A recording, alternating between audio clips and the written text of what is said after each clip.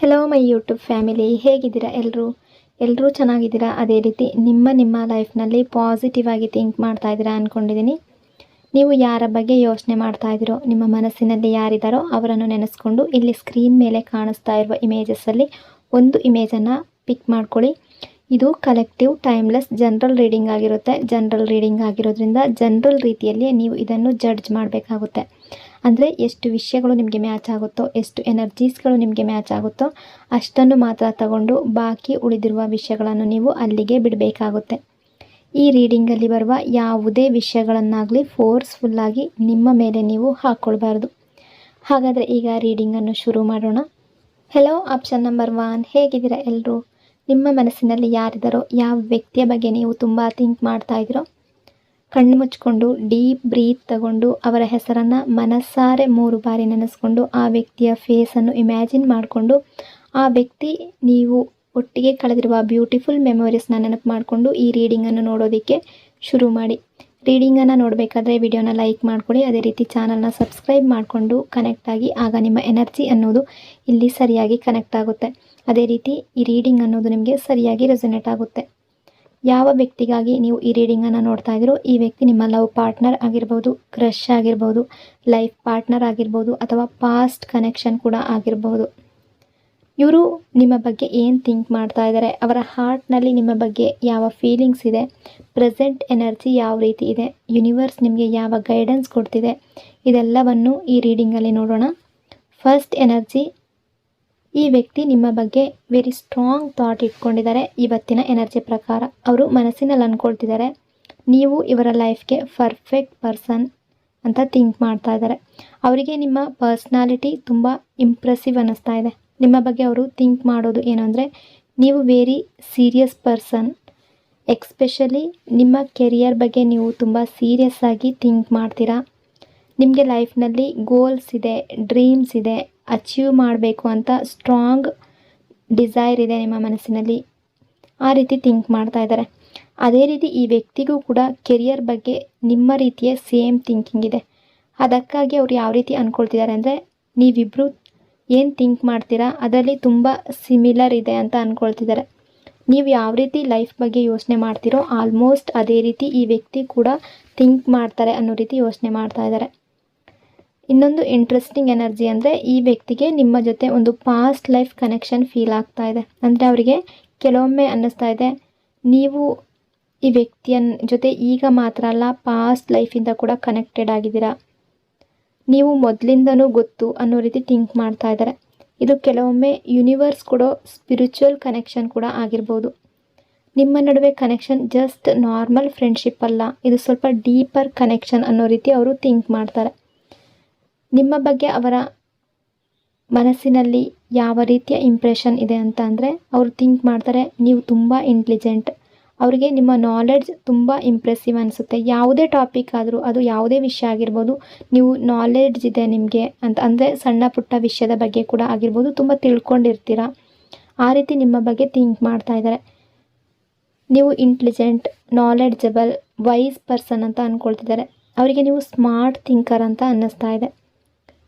ಈ ಪರ್ಸನ್ ನಿಮ್ಮ ಪರ್ಸ್ನಾಲಿಟಿ ಬಗ್ಗೆ ಇನ್ನೂ ಕೆಲವು ಥಿಂಕ್ ಮಾಡ್ತಾ ಇದ್ದಾರೆ. ಅವ್ರಿಗೆ ಅನ್ನಿಸ್ತಾ ಇದೆ ನೀವು ಟ್ರಾವೆಲ್ ಮಾಡೋದು ತುಂಬ ಇಷ್ಟಪಡ್ತೀರಾ.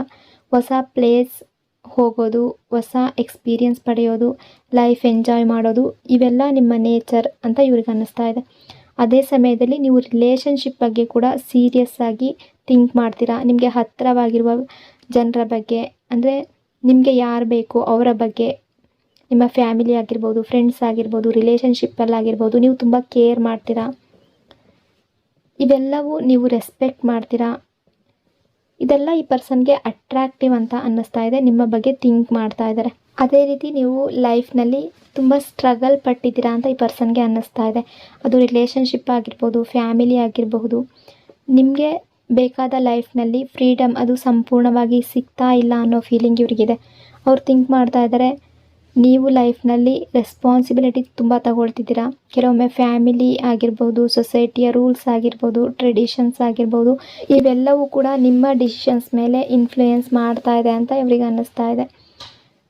ಈ ವ್ಯಕ್ತಿ ನಿಮ್ಮನ್ನು ಹಾರ್ಡ್ ವರ್ಕಿಂಗ್ ಪರ್ಸನ್ ಅಂತ ನೋಡ್ತಾ ಇದ್ದಾರೆ. ನೀವು ಸ್ಟೂಡೆಂಟ್ ಆಗಿರ್ಬೋದು, ಜಾಬ್ ಮಾಡ್ತಾ ಇರ್ಬೋದು, ಬಿಸ್ನೆಸ್ ಮಾಡ್ತಾ ಇರ್ಬೋದು, ಯಾವುದೇ ಆಗಿರಲಿ ನೀವು ಲೈಫ್ನಲ್ಲಿ ತುಂಬ ಸ್ಟ್ರಗಲ್ ಮಾಡ್ತೀರಾ ಅನ್ನೋ ಇಂಪ್ರೆಷನ್ ಇವರಿಗಿದೆ.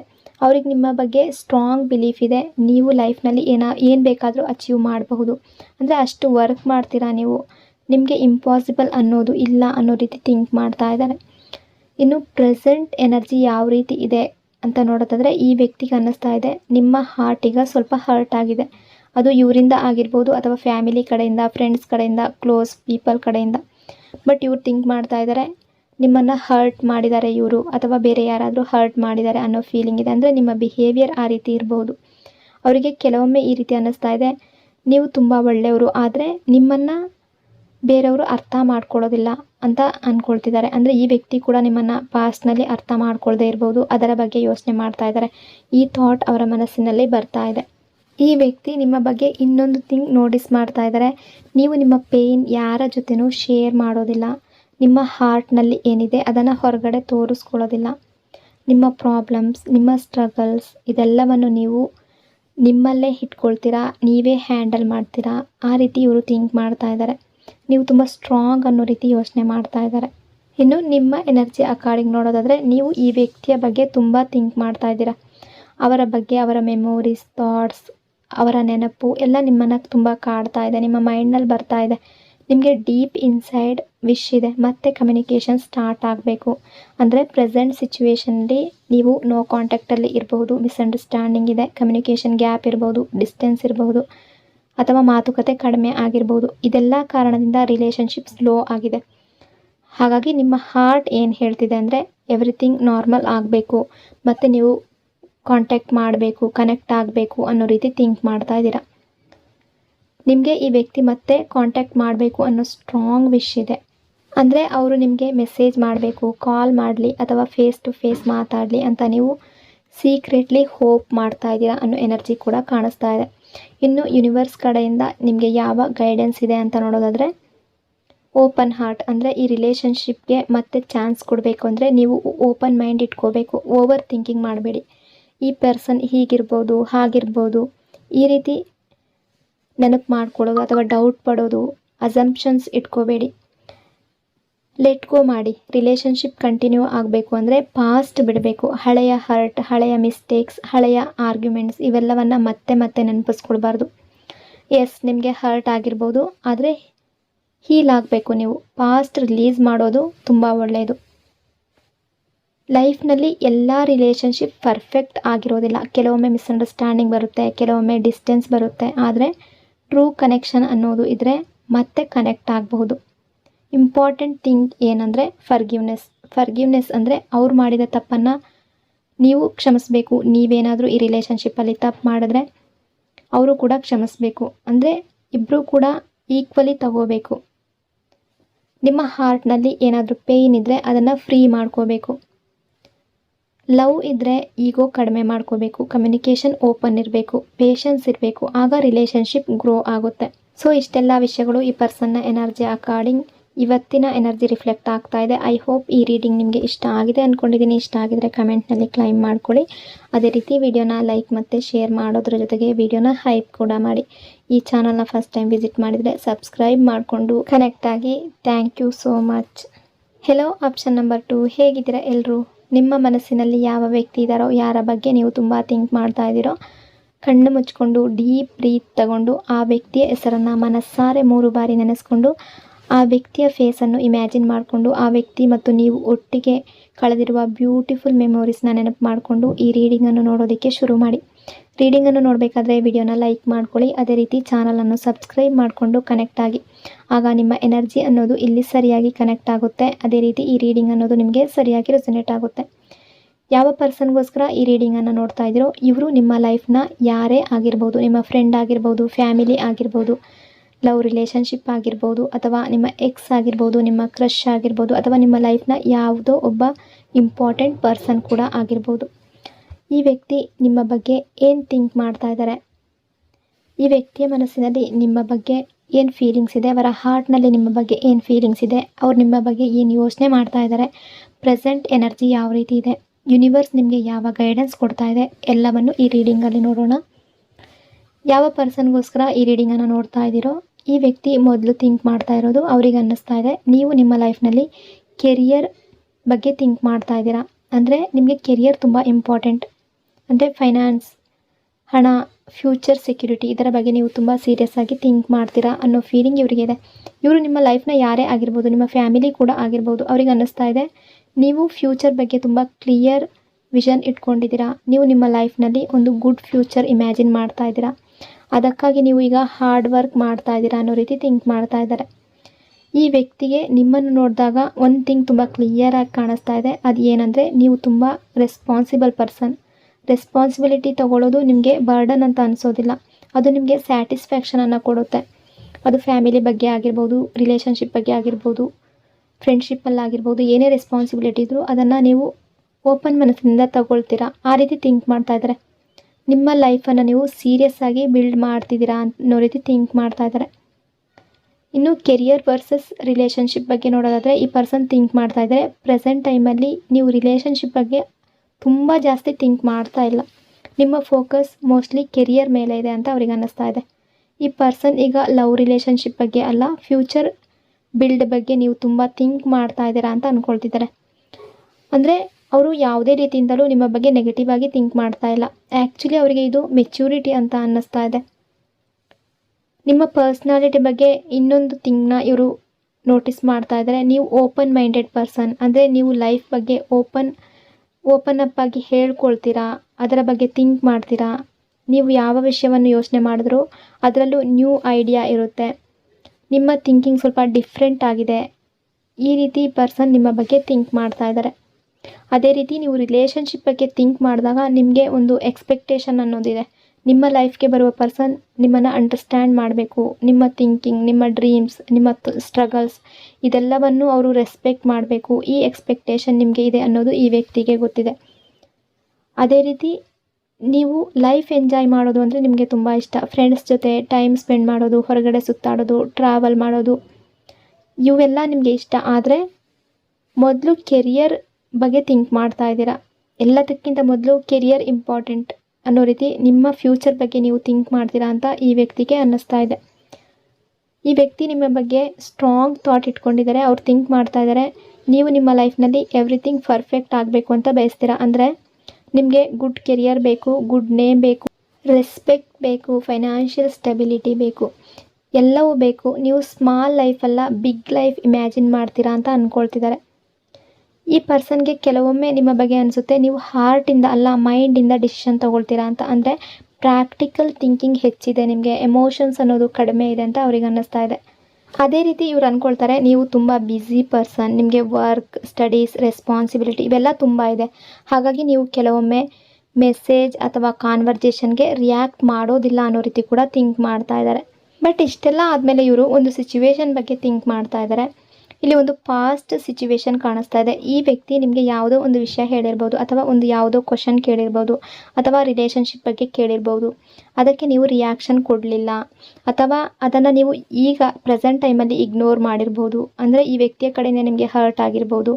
ಈ ವ್ಯಕ್ತಿಯ ಜೊತೆ ನೀವು ಮೊದಲು ಒಳ್ಳೆ ರಿಲೇಷನ್ಶಿಪ್ಪಲ್ಲಿ ಇರ್ಬೋದು, ಬಟ್ ಈಗ ನೀವು ಸೈಲೆಂಟ್ ಆಗಿದ್ದೀರಾ.